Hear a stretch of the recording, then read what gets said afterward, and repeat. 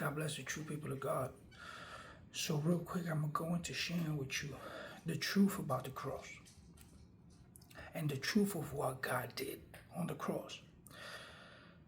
In the Old Testament, you notice that Baal had an altar of witchcraft, where people would actually worship this Baal or Beelzebub. It was an altar that they physically created to worship this false god. But God also had an altar that was for him, and it was done through the symbolization of the 12 tribes of Israel, Jacob. God is a God of remembrance and history. That's why you notice that he is always mentioned as the God of Abraham, Isaac, and Jacob. Because God mentions it that way, because he is a God of the living. Jacob, Isaac, Abraham, Isaac, and Jacob are still living. This is why the Bible declares the land of the living, because they're still living. See, Jesus said, pick up your cross and follow me. He said, pick up your cross. The cross was a representation of suffering, of pain, of affliction, and torture. Who gets the glory out of pain, suffering, and torture? The devil and his kingdom. That's why you notice that people that are oppressed by evil spirits, they're oppressed, they suffer, they are tormented. Because this is how the devil gets glory. This is how he steals their power and their virtues, by torture, by suffering, by oppression. So in order for you to understand what God did, you got to see that what the cross was. The cross is the place and the thing that God used to make a righteous, holy sacrifice, to redeem man and recounsel man, sinful man, back to himself. The cross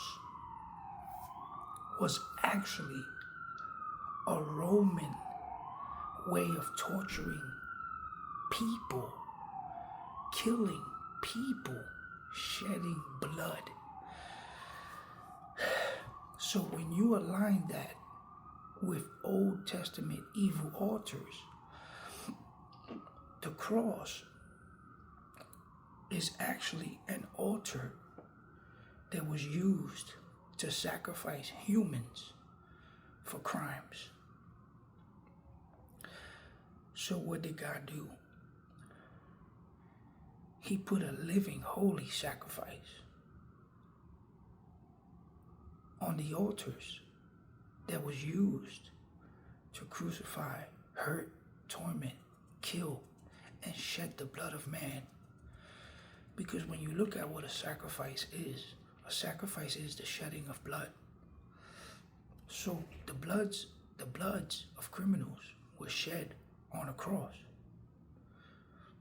So what I'm trying to tell you is that we need to glorify and magnify Christ. Remember, Jesus said, follow me. He didn't say follow the cross.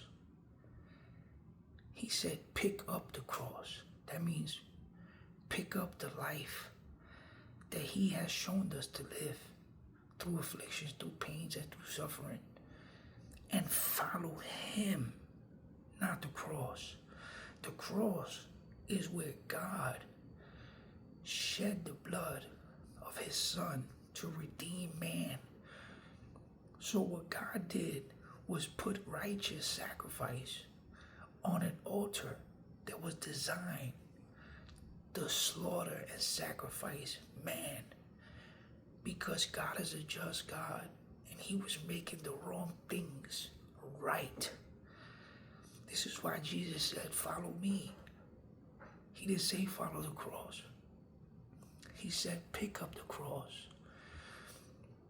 The greatest thing that God did was not the cross, was his son that he sacrificed on the cross. So we glorify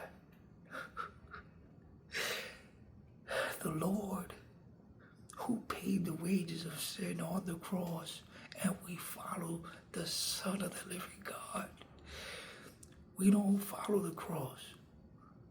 We follow Jesus. Be blessed in Jesus' name.